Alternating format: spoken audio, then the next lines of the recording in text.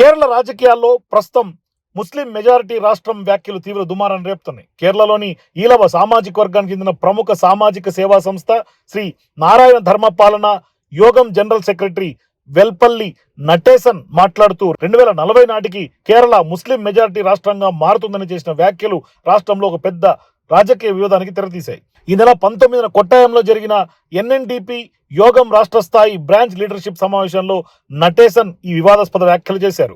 కేరళ త్వరలోనే ముస్లిం బహుళ రాష్ట్రంగా మారుతుందని మాజీ ముఖ్యమంత్రి విఎస్ అచ్యుతానందన్ గతంలో ఇలాంటి జనాభా మార్పు గురించి హెచ్చరించారని, ఇది 40 సంవత్సరాల లోపు సంభవిస్తుందని చెప్పారని నటేసన్ గుర్తు చేశారు. ముస్లిం మెజారిటీ జిల్లా అయిన మలప్పురంలో వారి ఆమోదం లేకుండా ఏ ప్రభుత్వ నిర్ణయం అమలు కాదని రాష్ట్ర ప్రభుత్వం, విపక్ష యునైటెడ్ డెమోక్రటిక్ ఫ్రంట్ ముస్లిం సామాజిక వర్గ ఆసక్తులకు లొంగిపోతున్నాయని కూడా ఆయన తీవ్ర ఆరోపణలు చేశారు.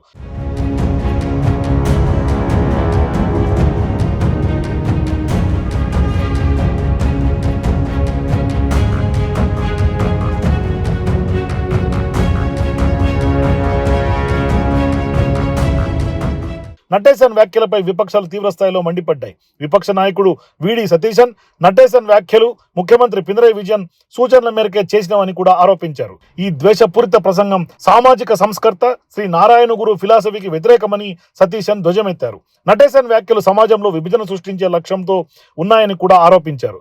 ఇండియన్ యూనియన్ ముస్లిం లీగ్ నేషనల్ జనరల్ సెక్రటరీ కునాలి కుట్టి మాట్లాడుతూ నటేసన్ వ్యాఖ్యలను సిగ్గుమాలిన సామాజిక విభజన వ్యాఖ్యలుగా అభివర్ణించారు. సామాజిక సంస్థలను దుర్వినియోగం చేసి సామాజిక విభజనలు సృష్టించే వ్యక్తులపై చర్యలు తీసుకోవడం ఎల్డీఎఫ్ ప్రభుత్వ బాధ్యతని కూడా ఆయన అన్నారు. సమస్త కేరళ జమియతుల్ ఉలమా కూడా నటేసన్ వ్యాఖ్యలను ఖండించింది.